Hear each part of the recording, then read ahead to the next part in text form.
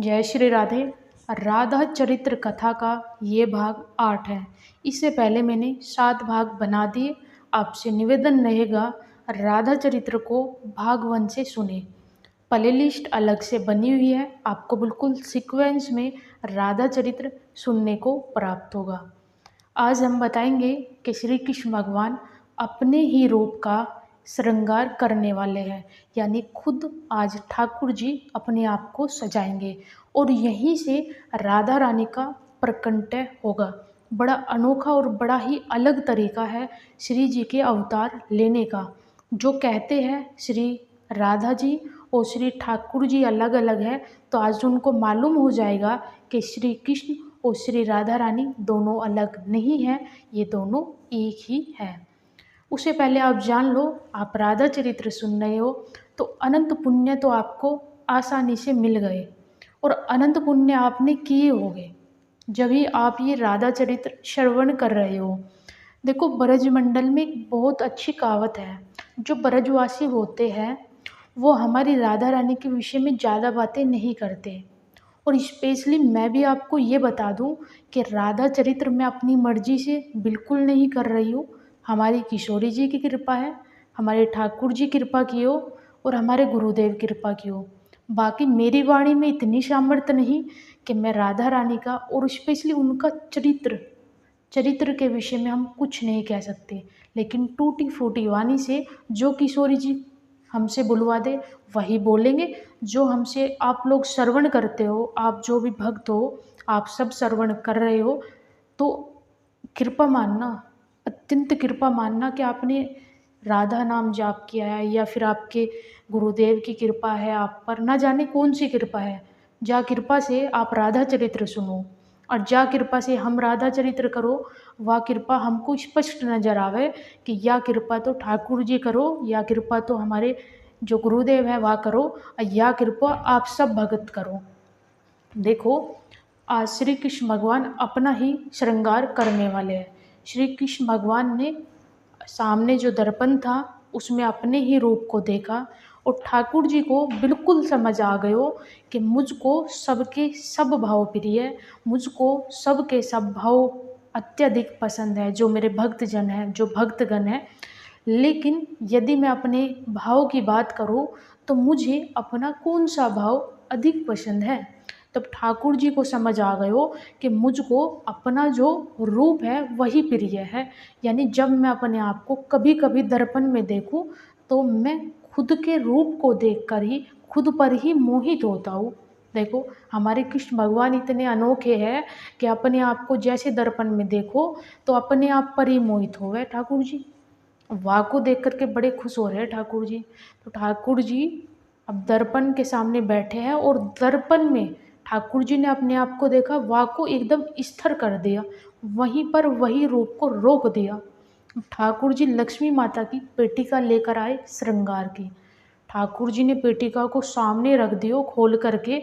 वाह के बाद में ठाकुर जी ने अपना मोर पैच उतार दियो, अपना मुकुट उतारा। मुकुट उतारने के उपरांत ठाकुर जी ने अपने केसों को खोल दिया। जो ठाकुर जी के घुंघराले केस थे वह को ठाकुर जी ने खोलो और या के बाद में ठाकुर जी ने अपनी नेत्रन में छोटा छोटा सा काजल लगायो। ठाकुर जी ने छोटा काजल लगायो, वाह के बाद में हल्की सी लालिमा अपने होठों पर लगाई। या के बाद तो ठाकुर जी ने बड़ी छोटी सी जो बिंदी होती है वह को माथे पर लगाया। अब माथे पे लगाने के उपरांत ठाकुर जी ने अपने शीश पर अपने शीश पर लक्ष्मी माता की चुंदड़ी को जैसे ही ओढ़ा और ओढ़ने के उपरांत ठाकुर जी हमारे श्याम वर्ण के हैं। ठाकुर जी तनिक हमारे थोड़े से काले हैं, या बात को आप सभी जानो अच्छे से। तो ठाकुर जी ने जैसे ही अपने श्याम वर्ण को गौर वर्ण कियो, या के बाद में ठाकुर जी ने चुनरी तो रख ली लक्ष्मी जी की, और जैसे ही ठाकुर जी अपने आप को गौर वर्ण किया, हल्का सा गौर वर्ण किया और चुंदड़ी वैसे रख ली ठाकुर जी ने। अब ठाकुर जी जैसे ही प्रतिबिंब में देखा सामने अपने आप को, जब दर्पण में देखा ठाकुर जी ने, तो एकाएक हो करके जैसे चंद्रमा और सूर्य आज एक संग प्रकट हुए हो, आज एक संग आ गए हो।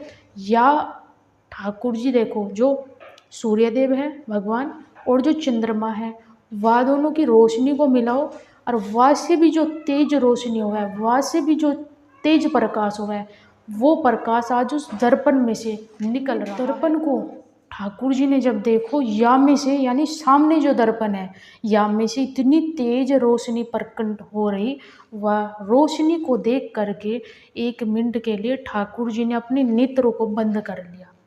ठाकुर जी को भी इतनी तेज लगो या रोशनी, या को देख के ठाकुर जी ने अपने नेत्रन को थोड़ी देर के लिए बंद कर लिया। और जैसे ही धीरे धीरे ठाकुर जी ने अपने नेत्रन को खोला, तो सामने दिव्य रूप प्रकट था। दिव्य रूप अवतार ले चुका था। वह दिव्य रूप कौन था, वह अवतार कौन था? वह हमारी किशोरी जी थी। अब सामने ठाकुर जी का ही रूप, ठाकुर जी का ही प्रतिबिंब, कौन? श्री राधा रानी सामने प्रकट हो गई। या के बाद ठाकुर जी ने जैसे ही किशोरी जी को देखो, वह को दंडवत प्रणाम कियो। जैसे ही ठाकुर जी किशोरी जी को दंडवत प्रणाम कियो, श्री राधा रानी कृष्ण भगवान से बोली, ठाकुर जी आपका क्या विचार है? आपने तो मोह को प्रकट कियो, अब मोह को प्रकट करने के बाद मोह को दंडवत प्रणाम कर रहे हो, क्या क्या कारण है ठाकुर जी? किस लिए मेरा अवतार हो रहा है?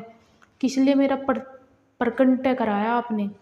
तब ठाकुर जी कहे श्री राधा रानी को कि देखो, मैं जब धराधाम पर आया तो मैंने देखा कि मैंने मोहिनी अवतार लिया, और मोहिनी अवतार ले करके मेरे पीछे 33 कोटि देवता पागल से हो गए।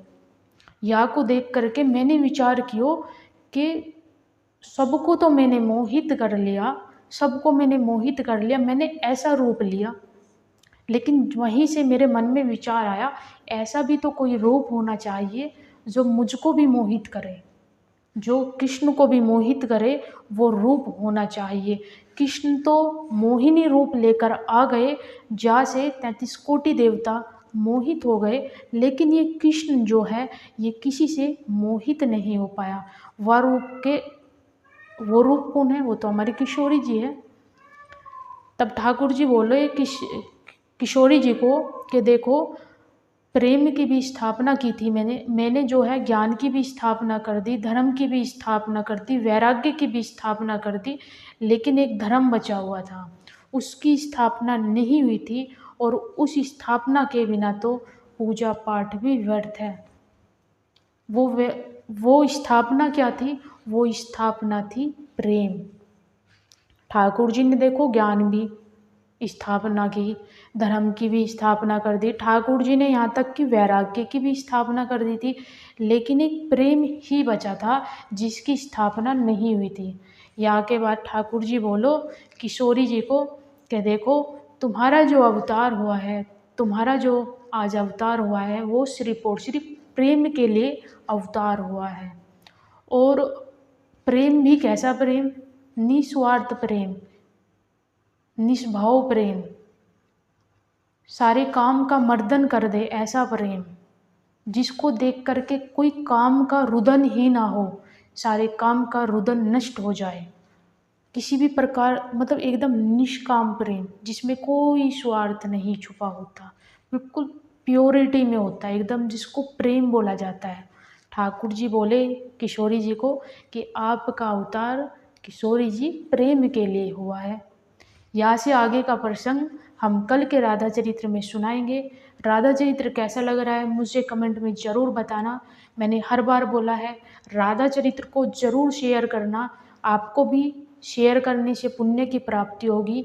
और ये सौभाग्य सबको तो प्राप्त नहीं होगा कि सब राधा चरित्र सुन पाए और शेयर कर पाए। जय श्री राम।